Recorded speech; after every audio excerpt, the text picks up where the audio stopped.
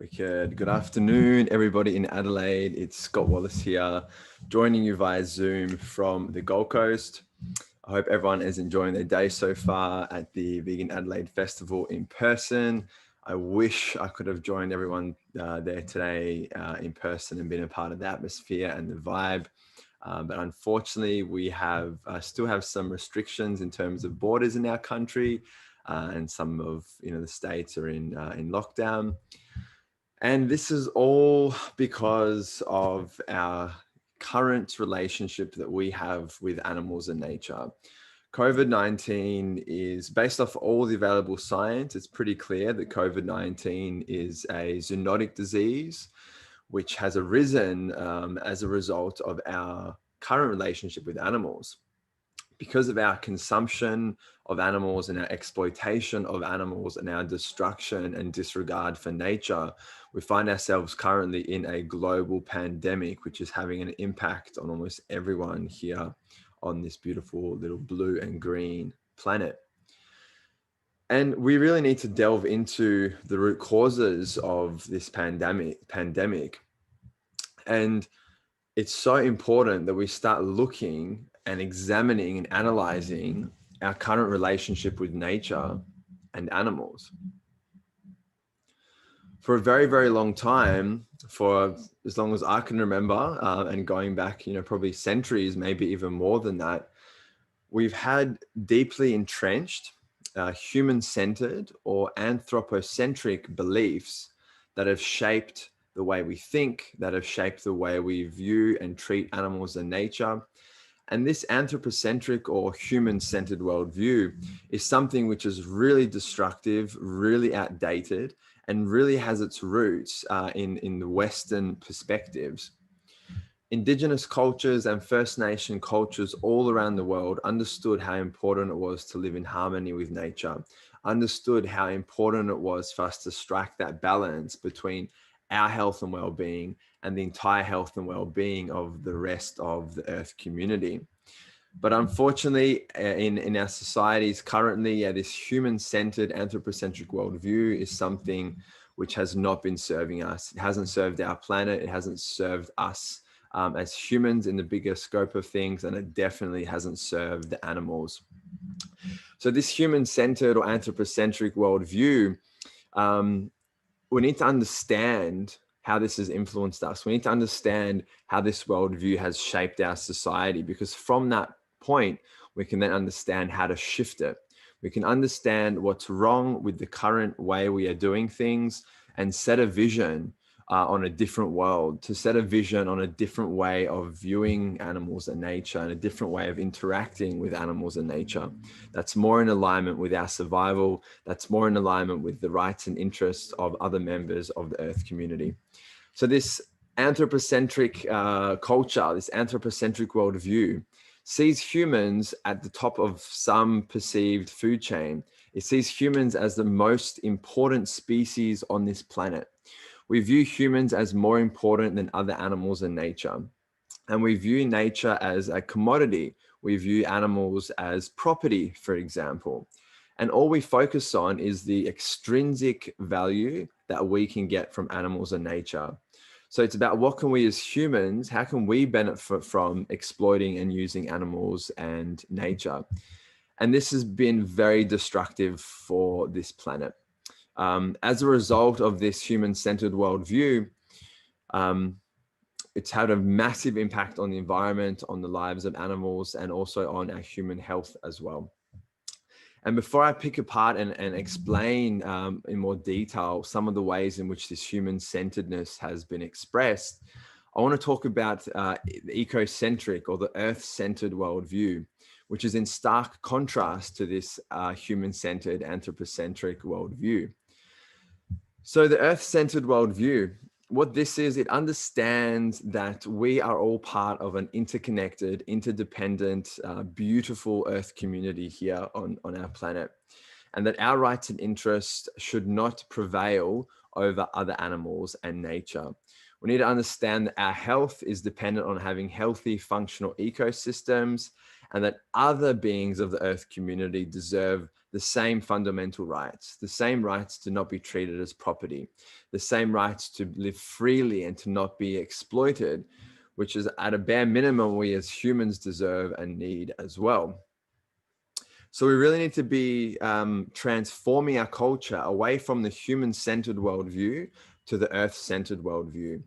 And with this, in the ecocentric worldview, we acknowledge the intrinsic value that animals and nature has. It's not only about what we as humans can get from animals and nature, it's acknowledging and seeing the value in other beings just purely because of the fact that they exist, the fact that these other creatures we share our planet with have a life and that we get to experience and connect with them. It's about moving away from seeing animals and nature as something that's here for us and something that beings that are here with us, right? Now, over the years, I've studied environmental science. I've also studied law, and I'm currently amidst a political campaign for state government here in Queensland. And in 4 days' time, the state is going to the polls. And I'm representing the Animal Justice Party, which is the only political party that's dedicated to being a voice for animals and nature in Parliament here in Australia. And I'm realizing the importance over the years through all the educational work and activism that I've been doing, that we need deep cultural shifts. We need to be shifting values. We need to be shifting the beliefs that people hold because they haven't been serving us. Not all of them, but with regards to our relationship with animals in nature, they haven't been serving us at all.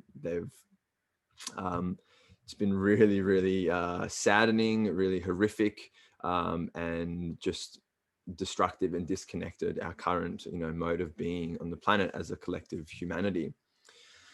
So we can ask people to choose a different product, that may support kindness. We can ask people to not purchase something, for example, that we are passionate about.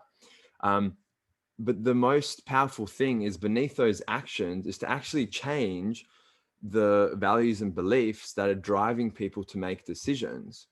Because if we encourage people to no longer purchase animal products, unless they make the connection as to why that's important, the benefits of that, the impact that consuming animal products is having on the planet, on the health, on the animals, then we're missing out on integrity and consistency there.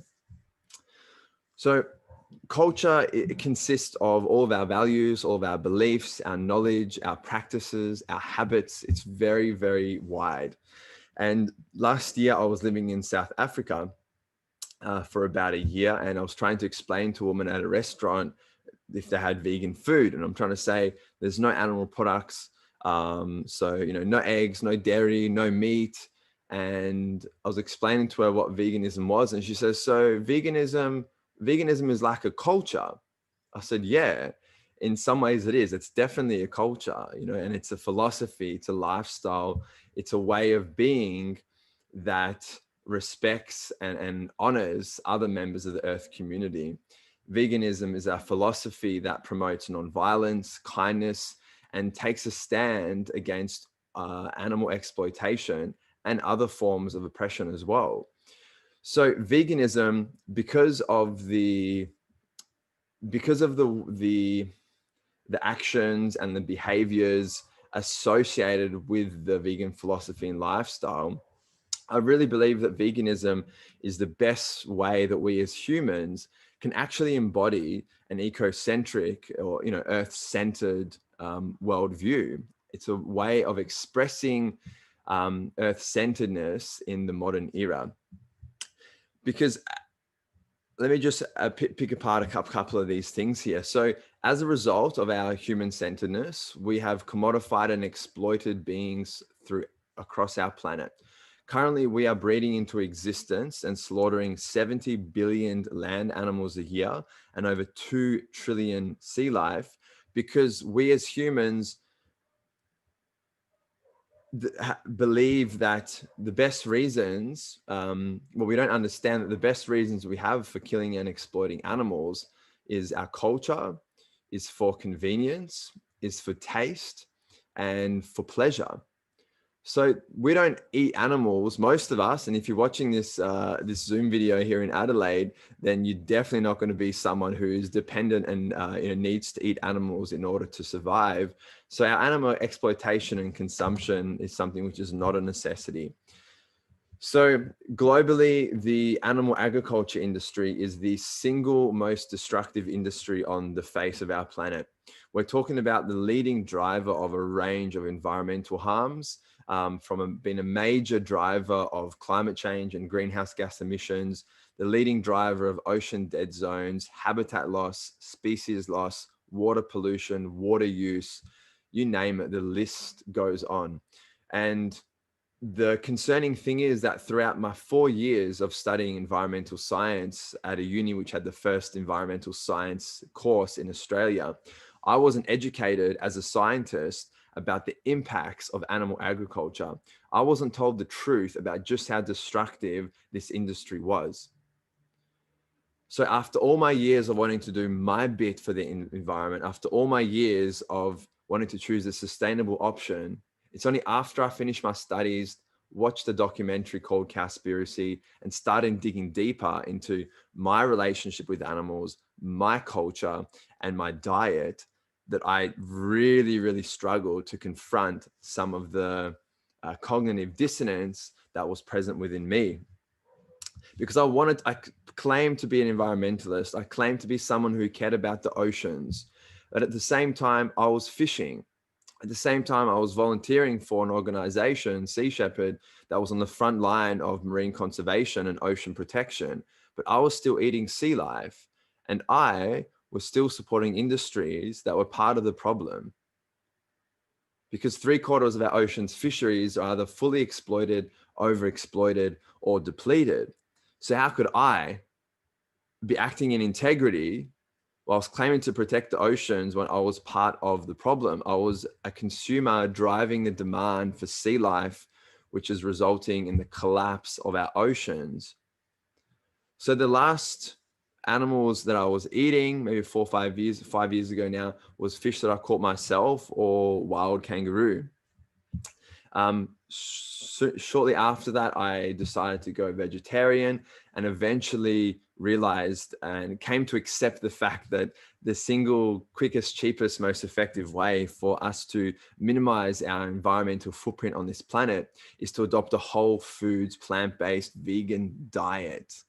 And I wish I'd known this earlier, but unfortunately I hadn't. And there's so many reasons why a lot of this information is still suppressed within our society. But when I realized that how destructive animal agriculture was, when I realized the importance of us shifting our diet, and when I started to connect with the vegan beliefs that were already present within my heart, then I became so passionate to share these messages with people. I became so passionate to get the word out there and blow the lid on how destructive the animal agriculture industry was. So it's so important that we, for whatever issues we're passionate about, to be able to channel that. If we're feeling anger and frustration and resentment and whatever it is, to fully feel those emotions, to not block them out, but then to transmute that and turn that into action, to turn that into speaking our truth, to turn that into being a voice for the animals, being a voice for the rivers, for the forests, for the other beings that we share this planet with.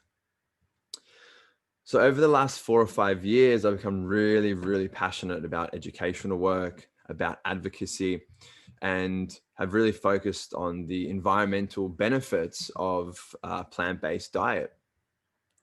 But it's only after I started my it's only after I realized that I held vegan beliefs and I started to connect and align my actions to those beliefs that I started looking at the health impacts of consuming animals. And I started looking at the ethics and morality of human exploitation and use of animals.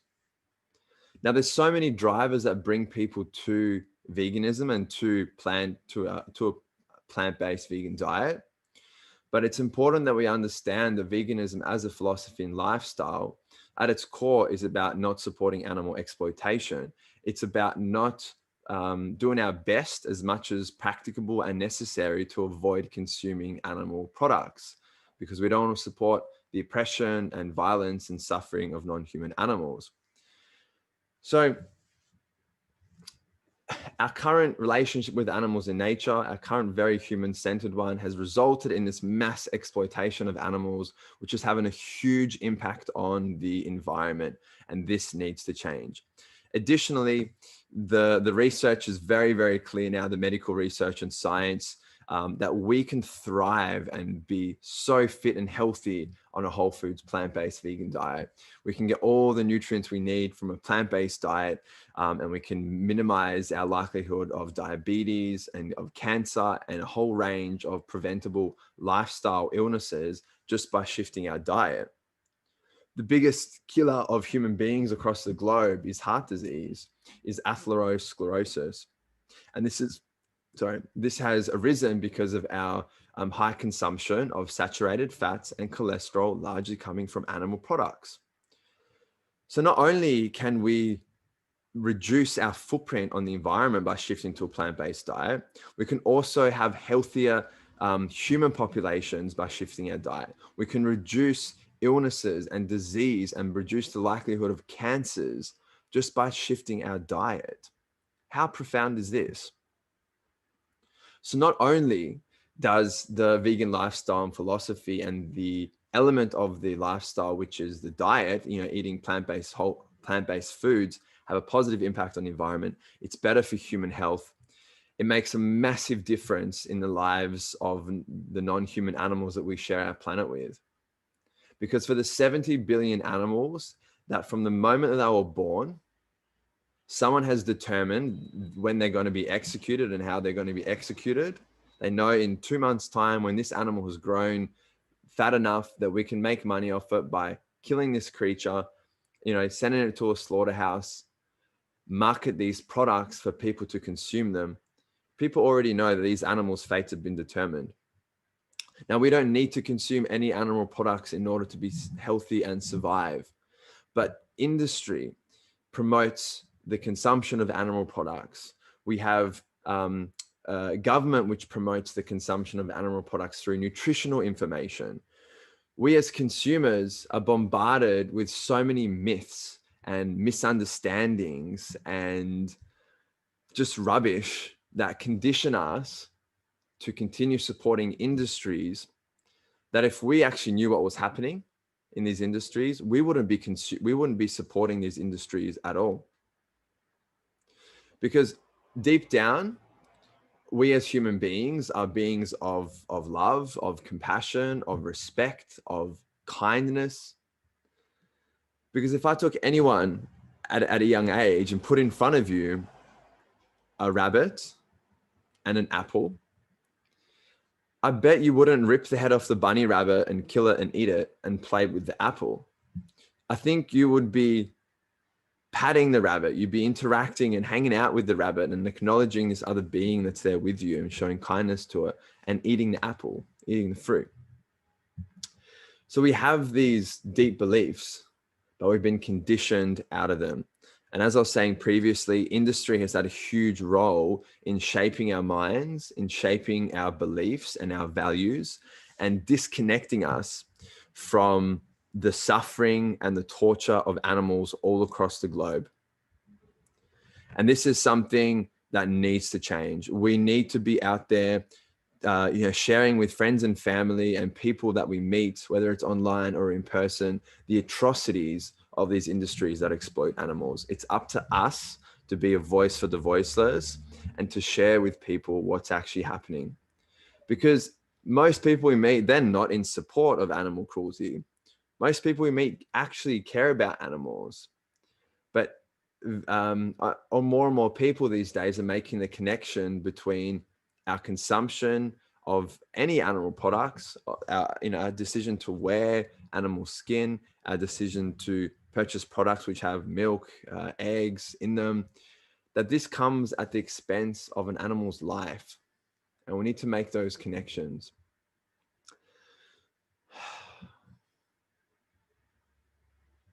So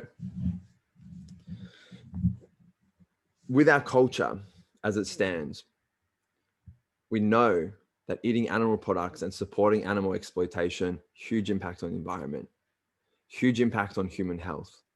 And it really, really means hell for the animals that are caught up in industries that are exploiting them. Take, for example, here in Australia, where we have what's claimed to be some of the highest welfare laws in the world. Here in Queensland, we have the Animal Care and Protection Act, which is a top bit of legislation that's meant to protect animals. Now, in Section 3 of the Animal Care and Protection Act, the purposes, it states that let me just get the wording right here. Sorry, guys. Okay.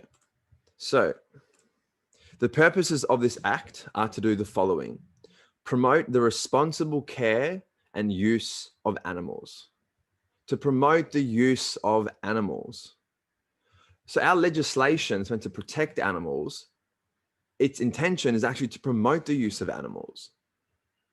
So we have these laws that are written from a human-centered anthropocentric worldview that merely legalize our human exploitation of animals. Our legal system is yet another way that supports the human-centered worldview that allows humans to do whatever they want to animals, and it's completely legal, supported and endorsed by government and the organizations that are meant to protect animals. Further down this bit of legislation, it says that the purposes of the act are to protect animals from unjustifiable, unnecessary, or unreasonable pain. Well, we know we don't need to exploit animals. We don't need to be killing animals to survive. So most of this animal exploitation is not out of necessity. So there's inconsistencies here with the intentions of these laws, what they profess to do, and the reality, you know? So our culture not only consists of the actions we take, it consists of our habits, it consists of the beliefs and values that we hold. And culture is something that is slowly created over time. And we have such a sense of urgency right now to shift our culture to an earth-centered or eco-centric way of being. And veganism is going to play and will continue to play a crucial role in this transformation of culture. Veganism is going to play such a fundamental role in the expansion of the human consciousness, which is going to lead to a healthier environment, healthier humans, and a better lives and a better life for the non-human animals we share our planet with. Here in Australia, these top welfare laws that we have are based on a welfare perspective. Now, for a long time, I didn't think there was much difference between animal welfare and animal rights, but there's a huge difference. And it's important that we understand these differences. The animal welfare paradigm doesn't question whether it's moral or ethical to actually use and exploit animals. The welfare paradigm says it is. It's humans have the moral right to exploit and use animals, and that humans have a responsibility to treat, use, and kill animals humanely. Whereas the animal rights perspective, animal rights is based on the foundation that animals have the right to not be treated as property. The animals have a right to life. The animals have the right to be free and to not be enslaved. So animal welfare merely promotes animal exploitation with limited protections. Animal rights, on the other hand, takes a strong stance against oppression and violence and the exploitation of animals, which is why it's so important that we continue to focus on the abolitionist approach to animal rights, where we set the goal at ending animal exploitation, not merely regulating and encouraging animal exploitation, where we focus on non-violent, informative, educational vegan activism to help people make those connections.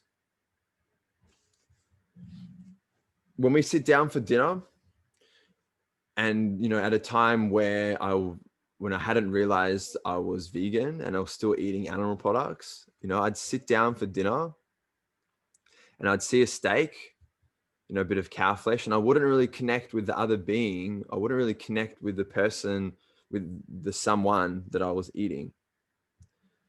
And that's intentional, because we don't see what happens behind closed doors. We don't see what happens in slaughterhouses.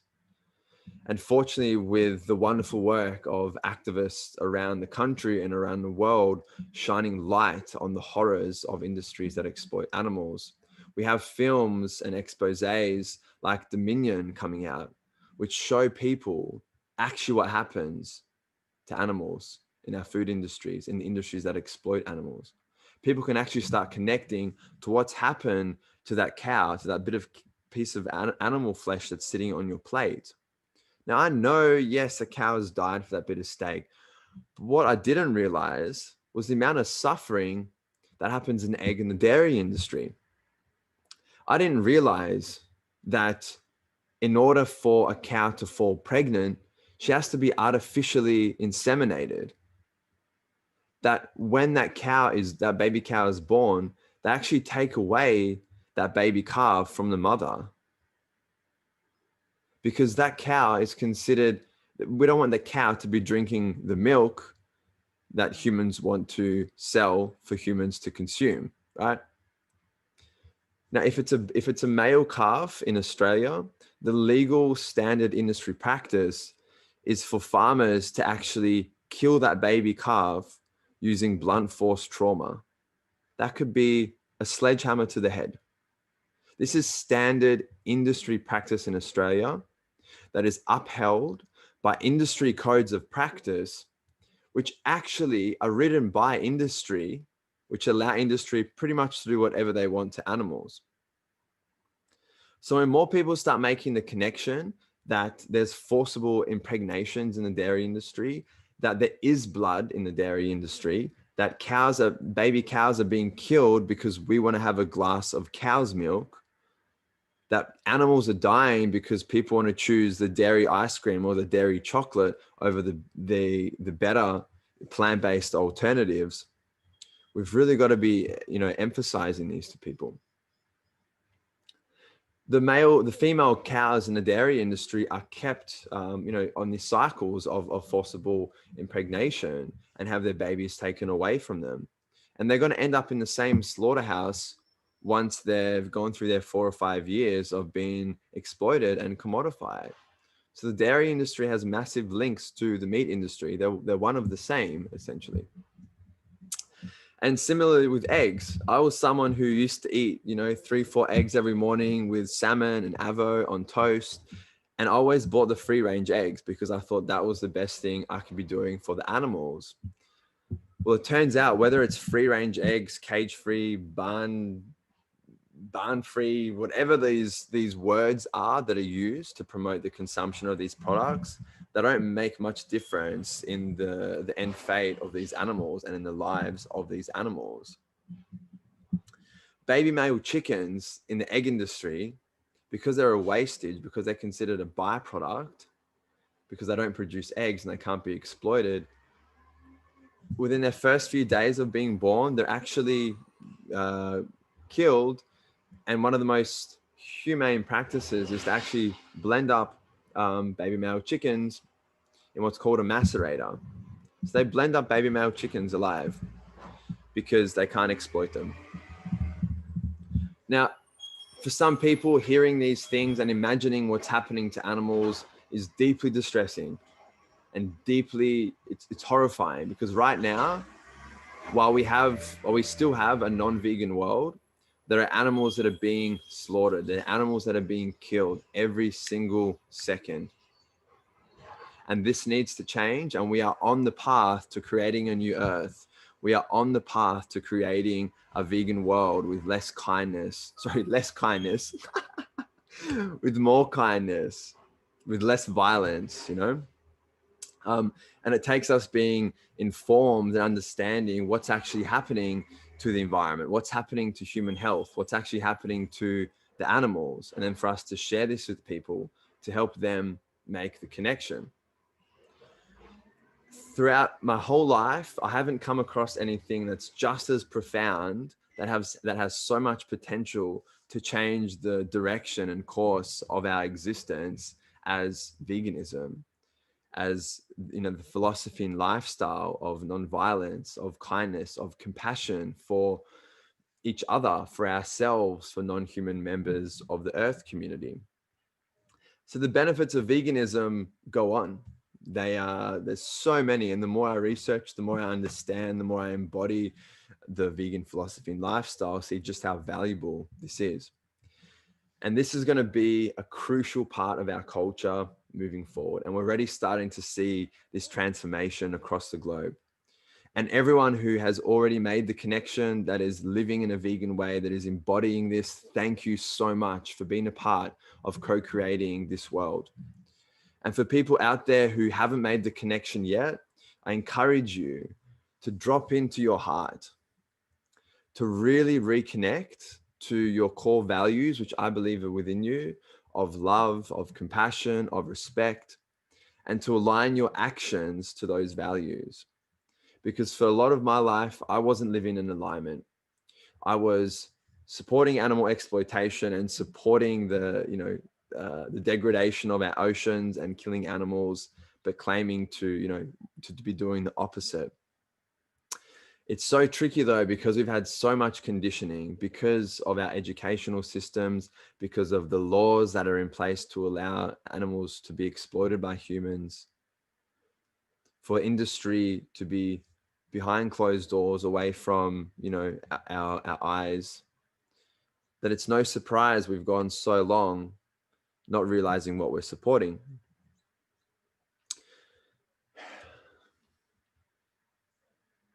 $70 billion animals a year are being killed, and this needs to change. This planet is something that we share with other members of the Earth community. And I see a vision of a different world. I see a vision where our laws are different, where they are being driven by Earth-centered beliefs and values. And we are seeing this happen across the globe now with the global rights of nature movement, with ecosystems being granted legal personhood throughout the world. Earth jurisprudence is an ecological theory of law that is based on ecocentric beliefs and values. Earth jurisprudence builds upon the indigenous knowledge and wisdom from First Nations people and indigenous people all across the globe, and is based off that deep respect, deep connectedness, and deep relationship that we have with the rest of this beautiful planet. So we are starting to see shifts in our legal system. And one of the Animal Justice Party's plans for our 10-point plan for a kind of Queensland was to look at acknowledging and upholding the rights of nature, to grant legal personhood, for example, to ecosystems. We can start seeing our legal system focus on ecocentric worldview, where we can move away from the property status of animals, and we can really start seeing huge shifts within our government, within our legal system, within our society. So when it comes to any form of social change, when it comes to anything that we want to see more of in the world or less of in the world, we often talk about it in terms of a top-down or a bottom-up approach. But we've got to realize there's so many ways to tackle these issues. And for example, I'm using my science background and my understanding in law to advocate from a top-down level. But there's also ways every single day, just by living vegan, that we set an example for people and educate people for how to live and to interact in a way that actually acknowledges other members of the Earth community, that embodies kindness, that embodies compassion. And we need to continue, we need to persist, because there's so much at stake here. And for anyone who feels that, things aren't changing and we're not going to be able to address these global issues, we will. And a vegan world is possible, but it takes us working together. It takes us staying connected to those core values we have within us. It takes us speaking our truth, connecting with people, standing up for injustice, and living in a way that creates a kinder, less violent world. Veganism is a way for us to embody ecocentric worldviews. Veganism is a way that we can transform our culture for a better world for all members of the Earth community. Thank you.